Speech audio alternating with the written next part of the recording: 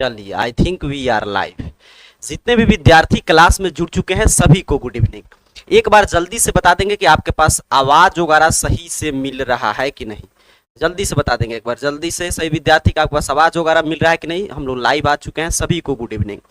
कल आपका मैथ का पेपर होगा, तो यहाँ पे हम लोग पीटीओ के प्रश्न पत्र की चर्चा करेंगे, ठीक है।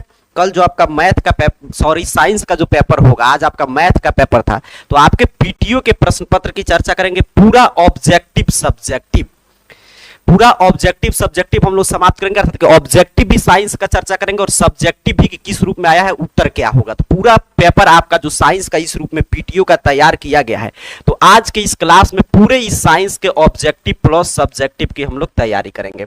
आपका एग्जाम उम्मीद कर रहा हूं शानदार बीत रहा होगा। मैथ में कितने विद्यार्थी हैं जो पूरा प्रश्न बना के आए हैं, एक बार जल्दी से बता देंगे कि मैथ में कितने विद्यार्थी हैं जो पूरा 50 ऑब्जेक्टिव आज बनाए थे और 15 लघु उत्तरीय और 4 दीर्घ उत्तरीय। इतना प्रश्न कितने विद्यार्थी बनाकर आए थे, एक बार जल्दी से बता देंगे। क्लास की शुरुआत करते हैं हम लोग, और आप एक एक प्रश्न का आंसर दीजिएगा। ऑब्जेक्टिव और सब्जेक्टिव दोनों हम लोग समझेंगे। मैथ तो कल था तो उसमें समय लग गया ज्यादा, इसमें तो 48 ऑब्जेक्टिव है, जल्दी जल्दी हम लोग देख लेंगे। आप उत्तर देंगे और जिस प्रश्न का उत्तर नहीं मालूम होगा याद कर लीजिएगा, और सब्जेक्टिव भी हम लोग देख लेंगे। चलिए, काफी शानदार, काफी विद्यार्थी हैं जो पूरा बनाकर आए हैं। चलिए, बिल्कुल सही, आगे बढ़ते हैं। पीटीओ का प्रश्न पत्र है साइंस का, शुरुआत करते हैं। एक बार क्लास को लाइक शेयर कर दीजिए ताकि सभी बच्चे जुड़ पाए, और चलिए शुरू करते हैं। अब यहाँ पे एक एक प्रश्न आएगा। पहले बताया जा रहा है कि 48 ऑब्जेक्टिव प्रश्न है, 40 का जवाब देना है। हम लोग 48 ऑब्जेक्टिव फिर सब्जेक्टिव प्रश्न की शुरुआत करेंगे। काफी विद्यार्थी मैं देख रहा हूं जो सब पूरा बना कर आए हैं, 100 में 100, काफी शानदार। चलिए आगे बढ़ते हैं। एक विद्यार्थी कह रहा है कि हमने 60 ऑब्जेक्टिव बना दिया। चलिए ऐसे नहीं करना चाहिए, ऐसे आप बना सकते हैं, इस एग्जाम का कॉपी वगैरह जांच होता नहीं है। पहला प्रश्न आपके स्क्रीन पे ये रहा, जल्दी से बता देंगे पहले नंबर प्रश्न का सही उत्तर क्या होगा। सीधे सीधे हम लोग प्रश्न उत्तर पे फोकस रहेंगे।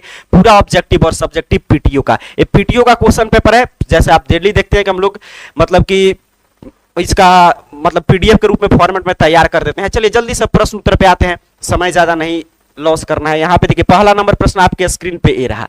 कह रहा है प्रश्न आपसे कि किस दर्पण की फोकस दूरी चिन्ह की परिपाटी के अनुसार ऋणात्मक मानी जाती है। कह रहा है कि किसका फोकस दूरी किस दर्पण का ऋणात्मक होता है, माइनस होता है। तो सर वो क्या होता है, अवतल दर्पण।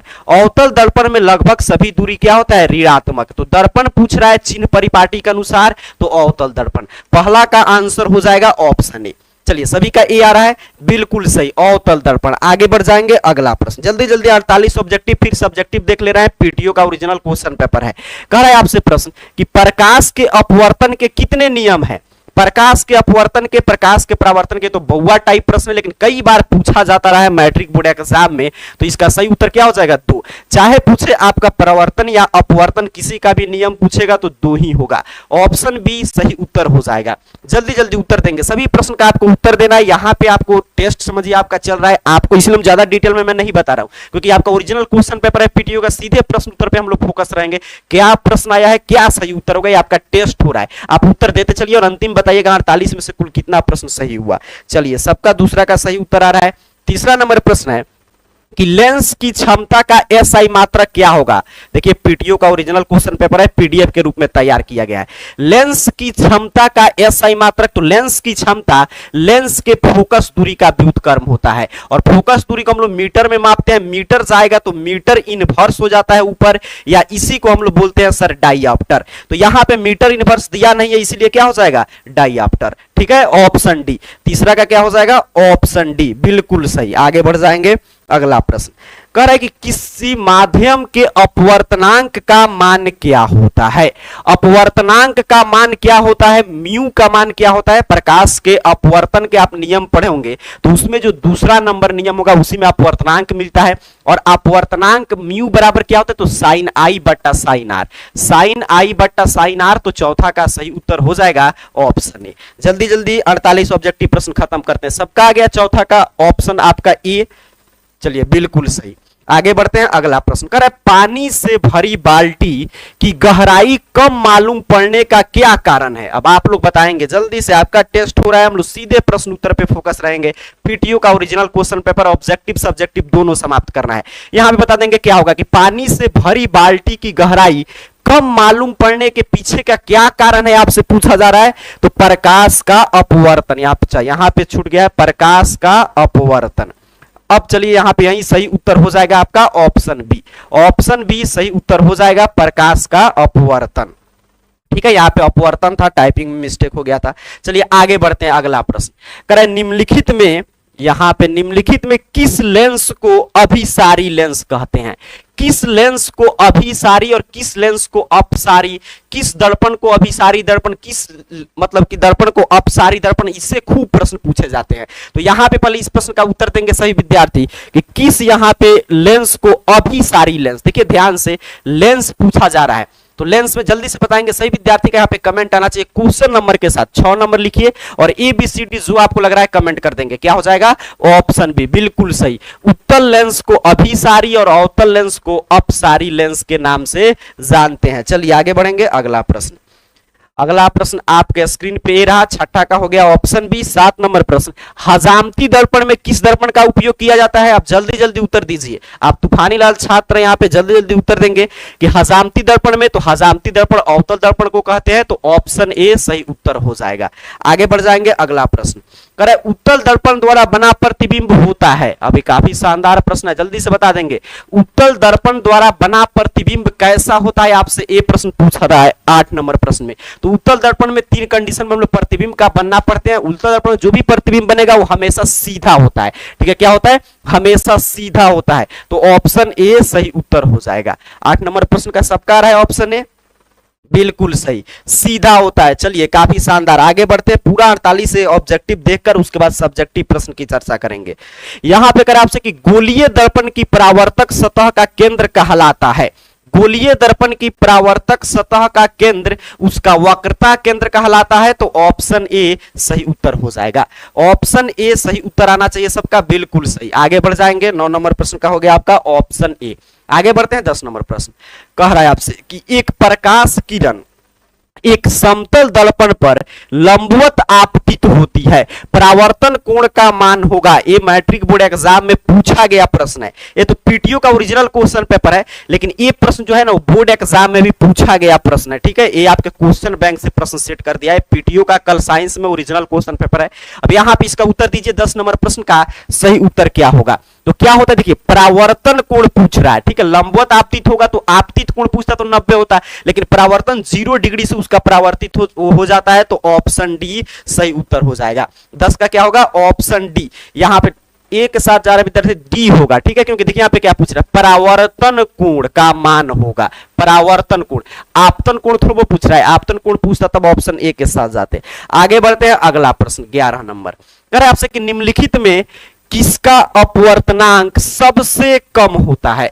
किसका अपवर्तनांक सबसे कम होता है? देखिए यहां से कुछ प्रश्न जो है ना, सब नहीं लेकिन कुछ प्रश्न यहां से आपके मैट्रिक बोर्ड एग्जाम में भी पूछे जाएंगे।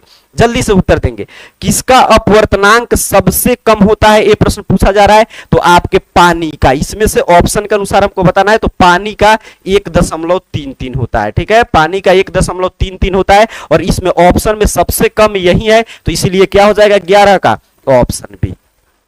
चलिए काफी शानदार, सही विद्यार्थी का बी आ गया, बिल्कुल सही। आगे बढ़ जाते हैं, अगला प्रश्न जल्दी जल्दी देख लेते हैं। 48 ऑब्जेक्टिव है, बाकी सब्जेक्टिव प्रश्न की भी चर्चा करेंगे। करें निम्नलिखित में कौन सा पदार्थ लेंस बनाने के लिए प्रयुक्त नहीं किया जा सकता? ये प्रश्न भी कई बार पूछा गया है। कौन सा पदार्थ जो है लेंस बनाने के लिए प्रयुक्त नहीं किया जा सकता? चलिए जल्दी से बताएंगे, इसका सही उत्तर क्या होगा? जल्दी से बता दीजिए।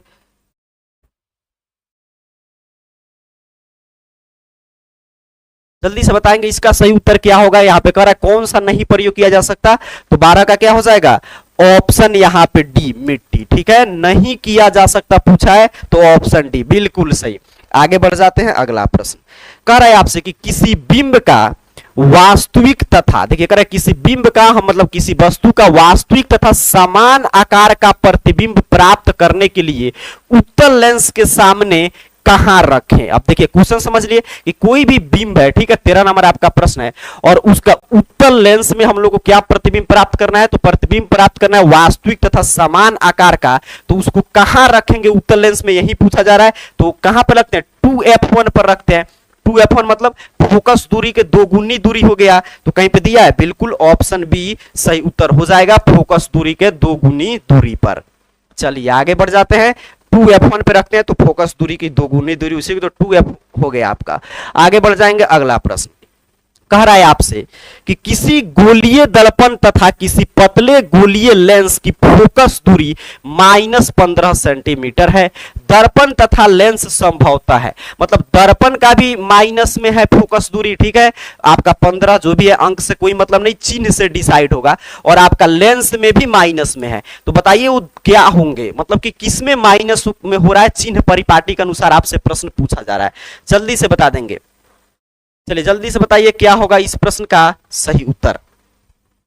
चलिए काफी शानदार, देखते हैं कितने विद्यार्थी उत्तर दे पाते हैं, आपका टेस्ट हो रहा है, जल्दी से, ओरिजिनल क्वेश्चन पेपर है, क्या होगा 14 नंबर प्रश्न का सही उत्तर, बिल्कुल सही।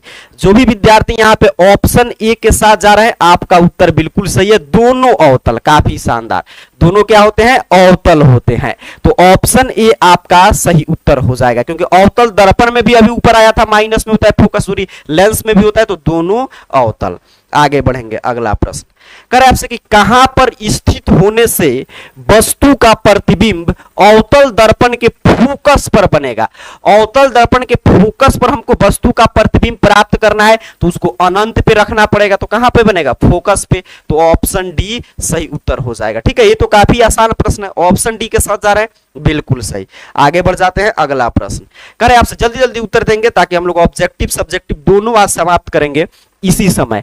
कह रहा है अभी के मतलब कि लाइव क्लास में, कह रहा है आगे प्रश्न 16 नंबर की, एक गोलीय दर्पण द्वारा बने प्रतिबिंब का आवर्धन m का मान ऋणात्मक है। इसका अर्थ यह है कि जब m अर्थात कि आवर्धन का मान ऋणात्मक हो और वो भी दर्पण में, तो उसका अर्थ क्या होता है। चलिए ये सभी प्रश्न काफी बार मतलब कि पूछा गया प्रश्न है, इसका उत्तर देंगे कि जब गोलीय दर्पण में m का मान ऋणात्मक हो तो प्रतिबिंब कैसा होगा। ठीक है, 16 नंबर आपका प्रश्न है, तो प्रतिबिंब कैसा होता है, उल्टा बनता है और वास्तविक बनता है। ठीक है, उल्टा बनता है और वास्तविक बनता है, तो इसलिए कहते हैं m ऋणात्मक है, और सीधे इसके उल्टा अगर आवर्धन का मान धनात्मक हो जाए तो इसके उल्टे बनेगा, अर्थात कि सीधा बनेगा, और आपका जो होगा काल्पनिक बनेगा। चलिए आगे बढ़ जाते हैं, अगला प्रश्न। अगला प्रश्न अब आपके केमिस्ट्री से मिलना शुरू हो गया। कह रहा है आपसे कि वह अभिक्रिया जिसमें ऊर्जा अवशोषित होती है कहलाती है। वह अभिक्रिया जिसमें ऊर्जा अवशोषित होती है वो कौन अभिक्रिया कहलाएगा। चलिए जल्दी से उत्तर देंगे, जल्दी से इस प्रश्न का सही उत्तर दे देंगे। जिनका भी नहीं मिल रहा है तो समझिए आप में कमी है कि आप तक आप नहीं पहचान पाए कि आपका किस पेपर से एग्जाम हो रहा है। ये पीटीओ का क्वेश्चन पेपर है, ठीक है, ये पीटीओ का क्वेश्चन पेपर है, और बाकी जो है आपका मतलब कि टर्न ओवर वगैरह तो उसका मैं पहले ही वीडियो बनाकर दे दिया हूं आज ही। चलिए जल्दी से यहाँ पे उत्तर देंगे, जल्दी से इस प्रश्न का उत्तर देंगे, क्या होगा इस प्रश्न का सही उत्तर। ठीक है, जल्दी से बता देंगे सभी विद्यार्थी। करके वह अभिक्रिया जिसमें ऊर्जा अवशोषित होती है उसे क्या कहते हैं। आपका 17 नंबर प्रश्न का सही उत्तर क्या है, काफी शानदार, उसे हम लोग क्या कहेंगे, यहाँ पे ऊर्जा अवशोषित हो रहा है तो उष्माशोषी, ऑप्शन सी सही उत्तर हो जाएगा, बिल्कुल सही। सही विद्यार्थी ऑप्शन सी के साथ जा रहे हैं। चलिए आगे बढ़ जाएंगे, अगला प्रश्न करें, निम्नलिखित में कौन सा पदार्थ सूर्य प्रकाश के प्रभाव से अपघटित हो जाता है। देखिए ये सब प्रश्न ठीक ठाक पूछा है कि कौन सा पदार्थ इसमें से सूर्य प्रकाश की उपस्थिति में अपघटित हो जाता है, ये आपसे प्रश्न पूछा जा रहा है। तो 18 नंबर प्रश्न का सही उत्तर क्या होगा।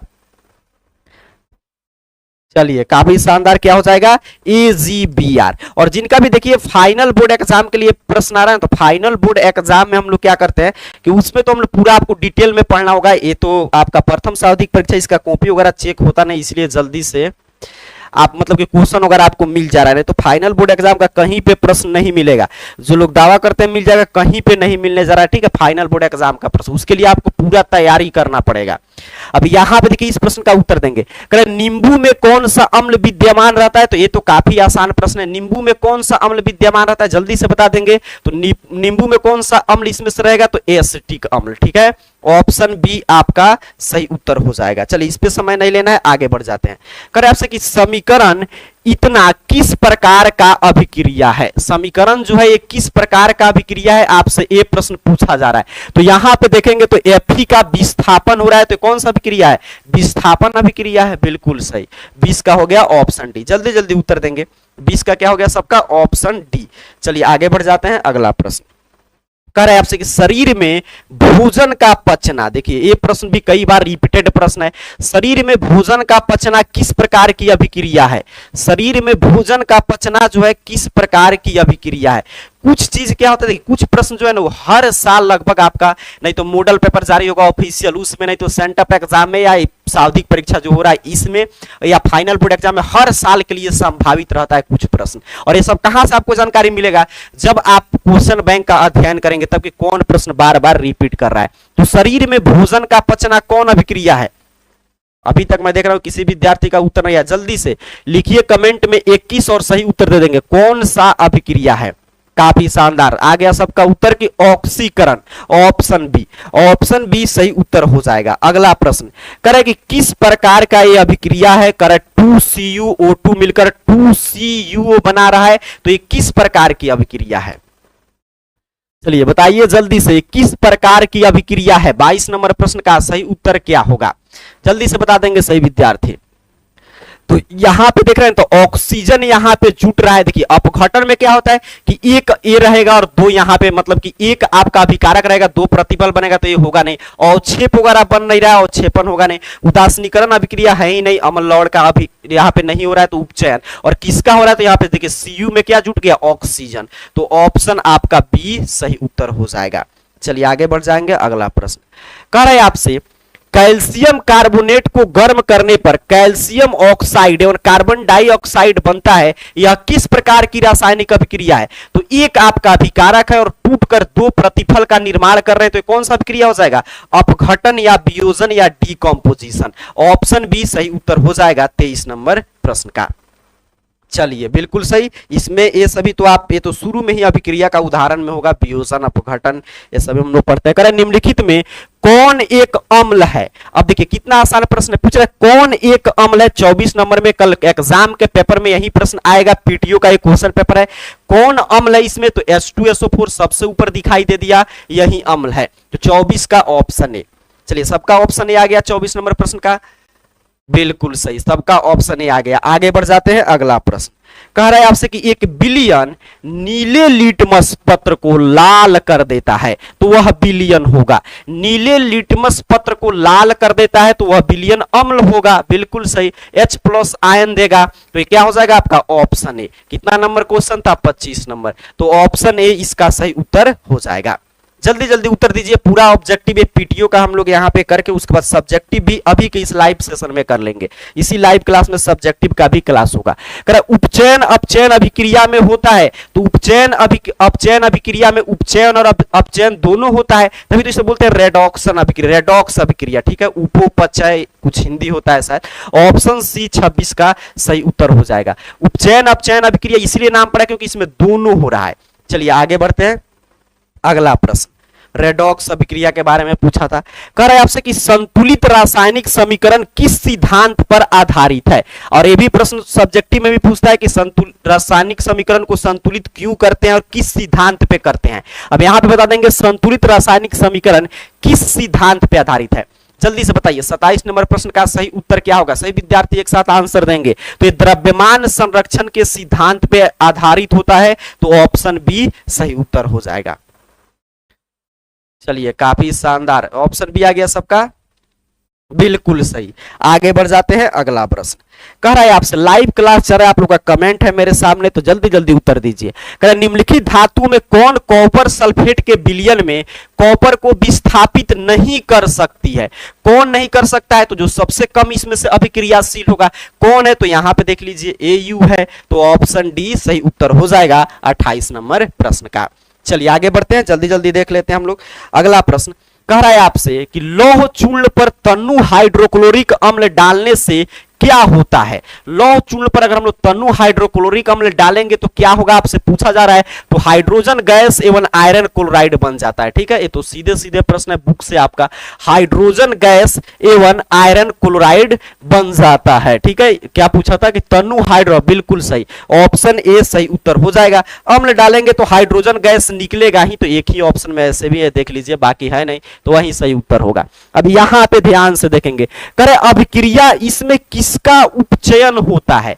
ये 30 नंबर जो प्रश्न पूछ रहा है कि अभिक्रिया, ध्यान से देखिए आपके स्क्रीन पे है, इसमें किसका उपचयन हो रहा है। ठीक है, तो किसका उपचयन हो रहा है आप ध्यान से देखकर बताइए, कमेंट में लिखिए 30 और सही उत्तर कमेंट कर दीजिए। तो यहां पे देखें हम लोग किसका उपचयन हो रहा है, तो यहां पे H2 में क्या बढ़ गया, यहां पे ऑक्सीजन बढ़ गया, तो इसी का ना होगा, ऑप्शन बी सही उत्तर हो जाएगा आपका 30 नंबर प्रश्न का। ठीक है, आगे बढ़ जाते हैं, अगला प्रश्न जल्दी जल्दी देख लेंगे, 48 प्रश्न ही है इसमें, और ये पीटीओ का ओरिजिनल क्वेश्चन पेपर है। अगर आपसे BaCl2 प्लस Na2SO4 बना रहा है तो किस प्रकार की अभिक्रिया है, तो इसमें तो देख रहे हैं आयन का आदान प्रदान हो रहा है, यहाँ पे भी, यहाँ पे भी, तो कौन सा अभिक्रिया देख रहे हैं, Cl2 यहाँ पे आ गया Cl, और ये SO4 यहाँ पे आ गया है, तो ये आयन का आदान प्रदान हुआ, तो द्वि विस्थापन डबल डिस्प्लेसमेंट रिएक्शन, तो 31 का क्या हो जाएगा, ऑप्शन सी, ऑप्शन सी सही उत्तर हो जाएगा। काफी शानदार, चलिए सही विद्यार्थी मैं देख रहा हूं बिल्कुल सही उत्तर दे रहा है। जल्दी जल्दी देख लेते हैं यहाँ पे अगला प्रश्न, चिप्स की थैली में कौन सी गैस भरी जाती है, सर नाइट्रोजन, ताकि उसकी विकृत गंधिता होने से बचाया जा सके, नाइट्रोजन भरा जाता है, ऑप्शन बी। 33 नंबर प्रश्न कह रहे आपसे कि मानव हृदय में कितने कोष्ठ होते हैं, इसका उत्तर आप लोग दीजिए, देखते हैं कितने विद्यार्थी उत्तर दे पाते हैं। 33 नंबर का कमेंट में लिखिए 33, और जो भी आपको सही लग रहा है यहाँ पे ऑप्शन है, उत्तर दे देंगे। मानव हृदय में कितने कोष्ठक है, चलिए मैं इधर थोड़ा सा साइड हो जा रहा हूं, आपका कमेंट यहाँ पे चलता है, वहीं मैं देख रहा हूं। चलिए जल्दी से बता देंगे कि मानव हृदय में कितने कोष्ठक होते हैं, कितना प्रश्न है, 33 नंबर है, जल्दी से उत्तर देंगे, जल्दी से सही विद्यार्थी का आंसर आना चाहिए। काफी शानदार, 4 होते हैं, बिल्कुल सही, बिल्कुल बहुआ टाइप प्रश्न था ये, 4 होते हैं। ठीक है, कितना होता है, 4, काफी शानदार। आगे बढ़ जाते हैं, सही विद्यार्थी सही उत्तर दे रहे हैं। अगला प्रश्न, मनुष्य में वृक्क एक तंत्र का भाग है जो संबंधित है, तो वृक्क आप जानते हैं उत्सर्जन से संबंधित है, तो ऑप्शन सी सही उत्तर हो जाएगा। ठीक है, 34 का ऑप्शन सी आ रहा है सबका, बिल्कुल सही, 34 का ऑप्शन सी आ रहा है सब किसी का। आगे बढ़ जाते हैं, अगला प्रश्न कह रहा है पाइरुवेट के विखंडन से कार्बन डाइऑक्साइड जल तथा ऊर्जा देता है, यह क्रिया होती है। मतलब प्रश्न एक लाइन में क्या था कि पाइरुवेट का विखंडन कहां पे होता है, इसमें यही प्रश्न पूछा गया है। आगे बता दिया कि क्या क्या प्रोडक्ट बनता है, तो क्रिया कहां पे होता है, तो माइटोकॉन्ड्रिया में। कहां पे होता है सर, माइटोकॉन्ड्रिया में, याद रखेंगे, ऑप्शन बी सही उत्तर हो जाएगा। चलिए बिल्कुल सही, यहाँ पे क्या हो जाएगा, ऑप्शन बी।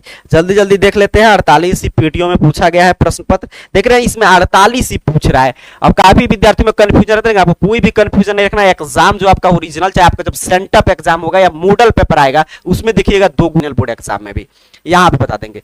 अगला प्रश्न क्या करें कि पादप में जाइलम उत्तरदायी है, जाइलम का काम है सर जल का वहन करना, और फ्लोएम का काम है भोजन का वहन करना, फ्लोएम का काम है। तो फिलहाल जाइलम पूछा था, तो जल का वहन, तो 36 का सही उत्तर क्या हो जाएगा आपका, ऑप्शन ए। आगे बढ़ते हैं, अगला प्रश्न, अगला प्रश्न देखिए यहां पे ये रहा आपके स्क्रीन पे 37 नंबर, कह स्वपोषी पोषण के लिए क्या आवश्यक है, तो स्वपोषी पोषण पेड़ पौधों में पाया जाता है, हरे पेड़ पौधों में, और पेड़ पौधों में जब भी पोषण होगा तो CO2 तथा जल चाहिए, क्लोरोफिल चाहिए, सूर्य का प्रकाश चाहिए, तो इसलिए ऑप्शन डी, ऑप्शन डी सही उत्तर याद रखेंगे। चलिए आगे बढ़ जाएंगे, अमीबा अपना भोजन ग्रहण करता है, अमीबा अपना भोजन किससे ग्रहण करता है, तो कूटपाद की सहायता से, ऑप्शन सी सही उत्तर हो जाएगा। चलिए आगे बढ़ेंगे, अगला प्रश्न कह रहे आपसे कि अवायवीय श्वसन की प्रक्रिया कहां पूर्ण हो जाती है। श्वसन 2 तरह के हम लोग पढ़ते हैं, आपका अवायवीय श्वसन और वायवीय श्वसन। कह रहे कि ये प्रक्रिया जो है कहां पूर्ण हो जाती है, आपसे ये प्रश्न पूछा जा रहा है, जल्दी से उत्तर दे देंगे। 39 नंबर प्रश्न का सही उत्तर क्या होगा, कहां पे पूर्ण होती है, तो कोशिका द्रव्य में। ठीक है, अवायवीय श्वसन की बात हो रहा है, तो ऑप्शन ए सही उत्तर हो जाएगा।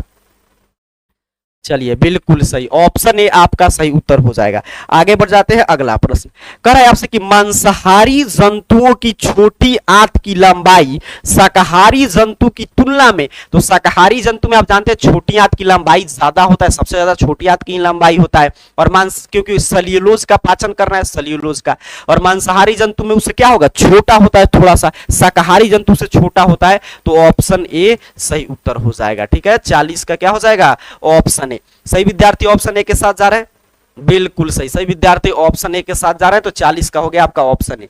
जो भी विद्यार्थी करे सर बायोलॉजी नहीं पढ़े तो आपके लिए ओरिजिनल क्वेश्चन पेपर है, कल एग्जाम में जाइएगा यही प्रश्न आएगा। अभी मैं आपको सब्जेक्टिव भी दिखा दे रहा हूं, पीटीओ का प्रश्न पत्र है। करें निम्नलिखित में कौन मानव श्वसन तंत्र का भाग नहीं है, यहां पे देखेंगे कौन जो है नहीं है, ये प्रश्न पूछा जा रहा है। तो कौन नहीं है, गिल्स नहीं है। ठीक है, गिल्स जो है आपका नहीं है मानव श्वसन तंत्र का भाग, ऑप्शन सी सही उत्तर है। तो आपका गिल्स कहां पाया जाता है, मतलब कि जलीय प्राणियों मछलियों वगैरह में, तो ऑप्शन सी सही उत्तर हो जाएगा आपके 41 नंबर प्रश्न का। चलिए जल्दी जल्दी देख लेते हैं, 6-7 प्रश्न और है। यहां पे करें अगला प्रश्न कि पादप अपशिष्ट संचित रहते हैं, तो पत्तियों में, छाल में, कोशिका रिक्तिकाओं में, सभी में, तो ऑप्शन डी 42 का सही उत्तर याद रखेंगे। ठीक है, 42 का कल ऑप्शन डी आपको कलर करके आना है। चलिए आगे बढ़ेंगे, अगला प्रश्न कह रहा है आपसे कि रक्त इनमें किसकी उपस्थिति के कारण लाल दिखता है, रक्त जो है किसकी उपस्थिति के कारण लाल दिखता है, तो हीमोग्लोबिन के, ये तो बहुआ टाइप प्रश्न है, हीमोग्लोबिन के उपस्थिति के कारण रक्त क्या दिखता है, लाल दिखता है। चलिए काफी शानदार, आगे बढ़ते हैं, अगला प्रश्न कर रहा है शुद्ध या ऑक्सीजनित रक्त को हृदय से शरीर के विभिन्न भागों में ले जाने वाली रक्त वाहिनियां, मतलब कौन शुद्ध रक्त को ले जाता है और विभिन्न भागों में शुद्ध रक्त का मतलब क्या, उसमें ऑक्सीजन युक्त हो, और ऑक्सीजन जिसमें नहीं रहे उसे अशुद्ध रक्त के नाम से जानते हैं। तो 44 का सही उत्तर देंगे सही विद्यार्थी, क्या होगा सही उत्तर, तो धमनियां, धमनी शुद्ध को और सिरा अशुद्ध को, बिल्कुल सही। ऑक्सीजन युक्त न पूछ रहा है तो बिल्कुल धमनी हो जाएगा, ऑप्शन ए 44 नंबर प्रश्न का सही उत्तर है। चलिए आगे बढ़ते हैं, अगला प्रश्न यहां पे आपके स्क्रीन पे ए रहा। चलिए सही विद्यार्थी का उत्तर आ गया, बिल्कुल सही। अगला प्रश्न आपसे कह रहा है कि रक्तदाब की माप किस उपकरण द्वारा की जाती है, रक्तदाब की माप किस उपकरण के द्वारा की जाती है, प्रश्न आपसे यही पूछा जा रहा है। तो यहां पे लिखा गया स्फाइग्नोमीटर, बिल्कुल सही, ऑप्शन बी सही उत्तर हो जाएगा। आगे बढ़ जाते हैं, 2 प्रश्न और रहा आपके सामने। करे यहां पे कि पौधों में गैस का आदान प्रदान के लिए रहते हैं, तो रंध्र रहते हैं, बिल्कुल स्टोमाटा रंध्र रहते हैं, ऑप्शन बी 46 का सही उत्तर हो जाएगा। चलिए आगे बढ़ जाते हैं, अगला प्रश्न आपसे कह रहा है कि मानव वृक्क की संरचनात्मक एवं क्रियात्मक इकाई है, 47 नंबर प्रश्न है। इसका उत्तर आप लोग बताइए जल्दी से, मानव वृक्क की संरचनात्मक और क्रियात्मक इकाई क्या है, जल्दी से बता देंगे क्या होगा आपके 47 नंबर प्रश्न का सही उत्तर। काफी शानदार, जो विद्यार्थी करेंगे नेफ्रॉन है, आपका उत्तर बिल्कुल सही है। अगला प्रश्न आपसे कह रहा है 48 नंबर, अंतिम प्रश्न हो गया। कह रहा है आपसे कि मनुष्य के शरीर में भोजन का पूर्ण पाचन होता है, तो मनुष्य के शरीर में भोजन का पूर्ण पाचन कहां होता है, छोटी आंत में, सबसे लंबा भाग यह भी है, यही है आपका ऑप्शन ए छोटी आंत। ठीक है, 48 का हो गया ऑप्शन ए। इस तरह हम लोगों ने 48 ऑब्जेक्टिव कर लिया। अब हम लोग सब्जेक्टिव प्रश्न की चर्चा करेंगे। यहां पे बताया जा रहा है कि डेली आपके लिए लाइव क्लास चलता है इसी चैनल पे, डेली लाइव क्लास, अगर आप कहीं पे भी ज्वाइन हो सकते हैं, फेसबुक, इंस्टाग्राम, टेलीग्राम, यूट्यूब पे नाम AR करियर पॉइंट सर्च करके। और डेली लाइव क्लास, ये नहीं कि आपका एग्जाम बीत जाएगा तो ये खत्म हो गया, इसके बाद जो हम लोग जब एग्जाम मतलब बीत जाएगा उसके बाद भी डेली क्लास चलेगा 7:30 PM पे। अब एक बार आप लोग बता देंगे कि आपका 48 में से कुल कितना प्रश्न सही हुआ है, 48 में से आपका कुल कितना प्रश्न सही हुआ है, जल्दी से बता दीजिए। तब तक हम लोग चलिए शुरू करते हैं आपका सब्जेक्टिव। ठीक है, सब्जेक्टिव भी समझ लेते हैं, क्योंकि कल मैथ का देखिए सब्जेक्टिव सुबह में हम लोग को लाना पड़ा था, अब इसमें सब्जेक्टिव की भी हम लोग चर्चा कर लेते हैं। सब्जेक्टिव, चलिए सब्जेक्टिव प्रश्न देख लेते हैं, तब जल्दी से बता दीजिए 48 में से कुल कितना सही हुआ आपका। तब तक हम लोग सब्जेक्टिव प्रश्न आपके सामने मैं ओपन कर दे रहा हूं। चलिए जल्दी से यहां पे बता देंगे 48 में से कितना सही हुआ आपका। काफी शानदार, जो भी विद्यार्थी यहाँ पे बता रहे हैं 45, 40 अगर सही हो गया तो आपका तैयारी बुझिए बिल्कुल शानदार लेवल पे पहुंच चुका है। 45, 38। चलिए काफी शानदार। यहाँ पे एक विद्यार्थी का 19 देख लेते हैं, आगे हम लोग फिर आएगा तो 47, 42, 45। बिल्कुल सही। देखिए काफी लोग आते हैं आपको आलतू फालतू कमेंट करके, आपको डिस्टर्ब, उनको पढ़ाई वगैरह से मतलब नहीं, तो उस पर आपको ध्यान नहीं देना, आप पढ़ाई पे फोकस रहेंगे, क्योंकि एक साल आप अच्छा से पढ़ लेंगे, आपका रिजल्ट शानदार आ जाएगा। जब से रिजल्ट शानदार आएगा तो आपका हर जगह नाम होगा, नहीं रिजल्ट शानदार आएगा तो कोई भी आपको नहीं पहचानेगा। रिजल्ट शानदार आएगा तभी इस चैनल पे भी आपका वीडियोस वगैरह बनाकर आप भेजेंगे तो हम लोग अपडेट करते हैं, अगर 400 भी अंक लाते हैं तो आप। चलिए आते हैं सब्जेक्टिव पे। बिल्कुल काफी विद्यार्थी काफी अच्छा स्कोर किए हैं, ये साइंस का सब्जेक्टिव है। यहाँ पे देखेंगे गैर वस्तुनिष्ठ प्रश्न में सबसे पहले आपका भौतिक शास्त्र लघु उत्तरीय प्रश्न से। अच्छा आप सोच रहे होंगे, आप देख रहे हैं कि और जगह आप देखिएगा सब जगह लगभग आंसर की कराया जाए, तो काफी जगह तो ऑप्शन आपको बता दिया जाएगा, और सब्जेक्टिव का पीडीएफ जो आपको जितना सुंदर और जितना हाई क्वालिटी यहाँ पे मैं देता हूँ, वहां उस तरह आपको कहीं पे भी नहीं मिलेगा, वो भी फ्री में। इसके पीछे कारण क्या है कि मेरा उद्देश्य रहता है कि इस रूप में मैं आपको नोट्स बना के दूं कि इसको कॉपी में भी आप लिखें, तो आगे भी आपके लिए सभी प्रश्न मैट्रिक है, तो आगे भी आपसे पूछा जाए तो इसका आप जवाब दे पाए। ठीक है, नहीं कि प्रथम शाब्दिक परीक्षा पर इसका काम है। अब चलिए पहला प्रश्न आपसे क्या पूछा है पीटीओ में भौतिक शास्त्र में कि 1 से 8 तक लघु उत्तरीय प्रश्न है, 4 प्रश्न का जवाब देना है। पहला प्रश्न पूछा है कि प्रकाश के परावर्तन के नियम, तो आप जानते हैं प्रकाश के परावर्तन के 2 नियम है, आपको पूरा पिक्चर बनाकर ऐसे लिख देना है। पहला नियम क्या कहता है कि आपतित किरण, परावर्तित किरण तथा आपतन बिंदु पर डाला गया अभिलंब तीनों एक तल में होते हैं, और दूसरा आप जानते हैं कि कोण आई बराबर क्या होता है, कोण आर, एक दोनों कोण बराबर होता है। तो इस तरह आप लिख देंगे। एक प्रश्न 4 का उत्तर लिखना था आपका, किसमें कल लिखना है, मतलब 4 का उत्तर पीटीओ के प्रश्न पत्र में, यहाँ पे देख रहे हैं ना 1 से 8 तक लघु उत्तरीय प्रश्न है, 4 का उत्तर, तो 1 कंप्लीट हुआ। अगला प्रश्न की अवतल दर्पण के किन्हीं 2 उपयोग, तो आप जानते हैं कि अवतल दर्पण का दाढ़ी बढ़ाने में अभी आया था ऑब्जेक्टिव में भी कि हजामती दर्पण के रूप में होता है, और फिर आपका दूसरा जो है वो सोलर कुकर में टॉर्च सर्चलाइट हेडलाइट में होता है। तो इस तरह लिख देंगे, 2 प्रश्न का उत्तर आपका कंप्लीट हो गया। तीसरा प्रश्न था आपका यहाँ पे क्वेश्चन नंबर, देखिए 4 ही प्रश्न का उत्तर है, तो यहाँ पे 4 नंबर प्रश्न है, मतलब क्वेश्चन नंबर 4 है ये। समतल दर्पण द्वारा बने प्रतिबिंब की विशेषता, तो समतल दर्पण द्वारा बने प्रतिबिंब की विशेषता, ऐसे ही आपको उत्तर शानदार तरीका से लिखना चाहिए। आप जानते हैं समतल दर्पण में सीधा और आभासी प्रतिबिंब बनता है, वस्तु के आकार के बराबर बनता है, जितना दर्पण के पीछे ले जाएंगे उतना ही आपका मतलब जितना दर्पण के पीछे बनेगा मतलब प्रतिबिंब जितना वस्तु दर्पण के सामने होगा, और यह पार्श्व परिवर्तन लेटरल इन्वर्सन को दर्शाता है। तो ये आपका एक उत्तर कंप्लीट हो गया। आगे देख लीजिए, पूछा था वास्तविक और आभासी प्रतिबिंब में क्या अंतर है, तो ज्यादा नहीं लिखना है क्योंकि लघु उत्तरीय प्रश्न है, 2 अंक का प्रश्न था, 2 अंतर पूछा जाता, लेकिन 3 मैं यहाँ पे तैयार कर दिया हूं कि वास्तविक प्रतिबिंब क्या होता है कि यह वास्तविक कटान से बनता है, वहीं पे काल्पनिक प्रतिबिंब आभासी कटान से बनता है। वास्तविक प्रतिबिंब उल्टा होता है और यह परावर्तक सतह के सामने बनता है, और यह सीधा होता है, यह परावर्तक सतह के पीछे बनता है। और जब भी एग्जाम में अंतर स्पष्ट करे वाला प्रश्न आए आपको ऐसे ही लिखना है। फिर यहाँ पे दीर्घ उत्तरीय प्रश्न था, ठीक है, फिजिक्स से आपका दीर्घ उत्तरीय प्रश्न 2 पूछा गया था, 1 का आपको उत्तर देना है। तो 1 में यहाँ पे एक न्यूमेरिकल प्रश्न था, तो पूरा उसका हल यहाँ पे कर दिया गया, ठीक है, यहाँ पे देख लीजिएगा, मैं पीडीएफ आगे बता दूंगा कैसे मिलेगा। अब देखिए रसायन शास्त्र पे आते हैं, तो रसायन शास्त्र में उसी तरह 11 से 18 तक क्वेश्चन नंबर 11 से 18 तक रसायन शास्त्र से लघु उत्तरीय प्रश्न पूछा गया है, जिसमें से 4 का उत्तर लिखना है, 2 अंक का प्रश्न है। पहला देखिए जो ऑब्जेक्टिव में भी चर्चा कर रहे थे वही प्रश्न आ गया कि रासायनिक समीकरण क्या है, रासायनिक समीकरण को संतुलित करना क्यों आवश्यक है। तो आप जानते हैं कि रासायनिक समीकरण क्या है और उसके संतुलित करना क्यों आवश्यक है, तो यहाँ पे आपके लिए उत्तर तैयार कर दिया गया है कि जिस समीकरण में भिन्न भिन्न तत्वों के परमाणुओं की संख्या जो है दोनों तरफ समान हो, उसे मतलब कि उस रासायनिक समीकरण को संतुलित रासायनिक समीकरण कहा जाता है। मतलब कि अभिकारक में और प्रतिफल में जब परमाणुओं की संख्या समान हो तो उसे हम लोग क्या कहते हैं, आपका संतुलित रासायनिक समीकरण, और नहीं हो तो असंतुलित या कंकाली रासायनिक समीकरण। और यहां पे करें कि इसे संतुलित करना इसलिए आवश्यक है क्योंकि उस समीकरण की वास्तविक जानकारी प्राप्त होती है, और साथ ही साथ अभिकारक तथा उत्पाद की वास्तविक संख्या की भी जानकारी प्राप्त हो जाती है। मतलब आप समझ रहे हैं कि ऊपर द्रव्यमान संरक्षण के नियम के पालन करने के लिए। चलिए आगे बढ़ते हैं, अगला प्रश्न। अगला प्रश्न ये रहा, अवक्षेपण अभिक्रिया क्या है, उदाहरण देकर समझाइए। तो जिसमें अवक्षेप का निर्माण होता है उसे अवक्षेपण अभिक्रिया कहते हैं, यहाँ पे उदाहरण लिख दिया गया है, तो ऐसे आपको उत्तर लिख देना है। अगला आपसे प्रश्न पूछा गया था कि उदासीनीकरण अभिक्रिया क्या है, तो जब अम्ल क्षार मिलकर लवण तथा जल बनाते हैं तो उसे हम लोग क्या बोलते हैं, उदासीनीकरण अभिक्रिया। पूरा इस तरह उदाहरण आपको दे देना है।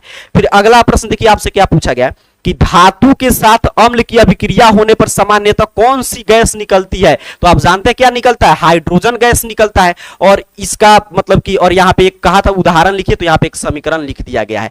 आगे आप देखिए दीर्घोत्तरीय प्रश्न है आपके रसायन शास्त्र से। तो दीर्घोत्तरीय प्रश्न पूछा था कि संक्षारण और विकृत गंधिता की परिभाषा दीजिए, तो संक्षारण और विकृत गंधिता का यहाँ पे परिभाषा आपके लिए तैयार कर दिया गया। इतना आप लिख देंगे, आपका रसायन शास्त्र का भी उत्तर कंप्लीट हो जाएगा। चलिए अब आगे बढ़ते हैं और बायोलॉजी में देख लेते हैं किस रूप में प्रश्न आया है और कल कैसे आप उत्तर लिखेंगे। तो पहला जो प्रश्न है आपके जीव विज्ञान में, मतलब कि 21 से 28 तक प्रश्न है, 4 का इसमें भी उत्तर देना है। तो 21 नंबर पे पूछा था कि पीत क्या है, मानव के पाचन में इसका क्या महत्व है। तो पीत आप जानते हैं यकृत ग्रंथि जैसे लीवर से स्रावित होने वाला एक द्रव्य है जो छोटी आंत में भोजन के पाचन में मदद करता है। मनुष्य के पाचन क्रिया में इसका निम्नलिखित महत्व है। आगे आपको महत्व बता देना है, यहाँ पे उत्तर तैयार कर दिया गया है। ठीक है, पूरा यहाँ पे पढ़ लीजिएगा, मैं पीडीएफ आपको अभी बता दे रहा हूँ कैसे डाउनलोड करेंगे। अगला प्रश्न देखिए, यहाँ पे पूछा था कि मनुष्य, मच्छर, केंचुआ तथा मछली के मुख्य श्वसन अंग का नाम लिखे। तो मछली का मुख्य श्वसन अंग क्लोम या गिल, अभी आया था ऊपर ऑब्जेक्टिव में भी ये सवाल। मच्छर का श्वसन अंग का नाम क्या होता है, तो ट्रैकिया। केंचुआ में मुख्य श्वसन अंग क्या होता है, तो त्वचा होता है केंचुआ में। और मनुष्य में तो आप जानते हैं फेफड़ा होता है। तो इसका उत्तर कंप्लीट हो गया। जीवों के लिए पोषण क्यों अनिवार्य है, तो अगर हमारे में पोषण नहीं होगा तो कोई भी जैविक क्रिया का संचालन नहीं हो पाएगा। तो इसलिए जीव में पोषण क्या है, अनिवार्य है। पूरा उत्तर आपको ऐसे लिख देना है। अगला प्रश्न था कि वाष्प उत्सर्जन क्या है। तो यहाँ पे वाष्प उत्सर्जन, जो पेड़ पौधे अपने से जो भी उनमें एक्स्ट्रा जल होता है उसको बाहर निकालते हैं रंध्र के द्वारा, उसे क्या बोलते हैं, वाष्प उत्सर्जन। तो यहाँ पे उत्तर तैयार कर दिया गया है। अब देखिए दीर्घोत्तरीय प्रश्न में 29 नंबर पे कहा था कि मानव के पाचन तंत्र का सचित्र वर्णन करे, और सिर्फ चित्र बनाए, ये नहीं कहा था कि वर्णन करे। लिखा था कि मतलब वर्णन अनिवार्य नहीं, अर्थात कि सिर्फ आपको एक सुंदर सा चित्र बना देना था। तो पूरा मानव पाचन तंत्र का ऐसे आप चित्र बना देंगे। अब पूरा आपका इस तरह ऑब्जेक्टिव सब्जेक्टिव का उत्तर देखिए कंप्लीट हो गया। इतना आप लिख देंगे, आपका पूरा ऑब्जेक्टिव और सब्जेक्टिव का उत्तर कंप्लीट हो जाएगा। अब चलिए हम लोग सीख लेते हैं। मैं आपको बता दे रहा हूं कि ये सभी पीडीएफ वगैरह आप कैसे डाउनलोड करेंगे और कहां से मिलेगा आपको पीडीएफ और पूरा ऑब्जेक्टिव का और सब्जेक्टिव का भी उत्तर। तो चलिए यहां पे हम लोग सीखते हैं। तो इस तरह देखिए, अब आपका जो भी एग्जाम है, अब आपका एक और एग्जाम, मतलब कल आपका ये बीच समाप्त हो जाएगा। तो उसके बाद आपका एक ही संस्कृत का पेपर है, ठीक है। तो संस्कृत का जब पेपर है तो उसके बाद मतलब कि अब इसके बाद जब अगला क्लास होगा तो उसमें हम लोग संस्कृत की चर्चा करेंगे। और बीच में तो आपका छुट्टी होगा, मतलब कल के बाद तो आपका शायद 31 को एग्जाम है ना, एक बार बता देंगे। आपका एग्जाम कल के बाद तो छुट्टी है, सीधे शायद 31 को एग्जाम होगा, ठीक है। कल के बाद छुट्टी वगैरह है। चलिए यहाँ पे हम लोग आते हैं, यहाँ पे जल्दी से यहाँ पे देख लेंगे अब कैसे हम लोग डाउनलोड करेंगे पीडीएफ जो मैं दिखा रहा था उसके लिए। तो इसके लिए आपको क्या करना है कि अपने मोबाइल फोन का कोई भी ब्राउजर ओपन करके गूगल सर्च बॉक्स में आइए और इस चैनल का नाम इस तरह AR कैरियर पॉइंट टाइप करके सर्च करेंगे। आपके सामने सबसे ऊपर सर्च रिजल्ट आएगा arcareerpoint.com वेबसाइट। सिंपल सा आपको इस पर क्लिक करना है। इतना तो आप समझ चुके हैं। यहाँ पे मैं देख ले रहा हूँ कि पीडीएफ वगैरह अपडेट किया गया है कि नहीं। यहाँ पे आप क्लिक करके थोड़ा सा नीचे की तरफ बढ़ेंगे तो यहाँ पे क्लास 10th वाले सेक्शन में हम लोग पहुंचते हैं। तो यहाँ पे आ गया क्लास 10th का सेक्शन और सबसे ऊपर देखिए है कि यहाँ पे एग्जाम का साइंस का क्वेश्चन पेपर है। तो सिंपल सा आपको इस पे क्लिक करना है। ऑब्जेक्टिव और सब्जेक्टिव ऐसे मैं दिखा दिया, लेकिन यहाँ पे भी मैं देख ले रहा हूँ कि आपके लिए पीडीएफ द्वारा अपलोड कर दिया गया है कि नहीं। अगर नहीं हुआ होगा तो अपलोड कर दिया जाएगा। तो यहाँ पे देखिए पूरा साइंस एग्जाम के बारे में एक एक जानकारी है। पीटीओ के क्वेश्चन पेपर का यहाँ पे लिखा भी गया है कि पीटीओ साइंस का ऑब्जेक्टिव का यहाँ पे आंसर की है। पूरा ऑब्जेक्टिव जो 48 हम लोग चर्चा किए हैं। सब्जेक्टिव तो यहाँ पे देखिए सब्जेक्टिव क्वेश्चन आंसर पीडीएफ है यहाँ पे, और इसके सामने डाउनलोड बटन है। सिंपल सा आपको इस पे क्लिक करना है। जैसे ही आप यहाँ पे देखिए क्लिक करेंगे तो पूछ रहा है कि इसी से इसे आप ओपन करना चाहते हैं। मैं इस पे क्लिक कर दे रहा हूं। तो देख रहे हैं, देखिए यहाँ पे सब्जेक्टिव का आंसर यहाँ पे अपडेट कर दिया गया है, ठीक है। सब्जेक्टिव का भी आंसर यहाँ पे अपडेट हो चुका है। आकर यहाँ से डाउनलोड कर लीजिएगा पूरा जो मैं दिखा रहा था, ठीक है। तो यही मुझे चेक करना था कि अपडेट हुआ है कि नहीं। तो सब्जेक्टिव का भी, ऑब्जेक्टिव का पीटीओ का उत्तर यहाँ पे है, ऊपर देख रहे हैं यहाँ पे ऑब्जेक्टिव है पूरा 48 और सब्जेक्टिव का डाउनलोड हो रहा है। मैंने आपके सामने लाइव क्लास में क्लिक करके दिखाया। तो इस पे आकर क्लिक करके डाउनलोड कर लीजिए। और फिर यहाँ पर अगर मान लीजिए आपका टर्न ओवर वगैरह से एग्जाम हो रहा है तो टर्न ओवर का प्रश्न पत्र और उसका ऑब्जेक्टिव सब्जेक्टिव का उत्तर तो यहाँ पे अपडेट हो चुका है। आपको यहाँ पे arcareerpoint.com वेबसाइट से भी आकर आप डाउनलोड कर सकते हैं, ठीक है। तो चलिए आज के क्लास को हम लोग यहीं पे इस लाइव क्लास को खत्म करते हैं। फिर आपका कल मिलेंगे तो जो भी आपका एग्जाम शेष होगा उसकी चर्चा करेंगे। तब तक के लिए आप सभी को बहुत बहुत धन्यवाद और सबको गुड नाइट।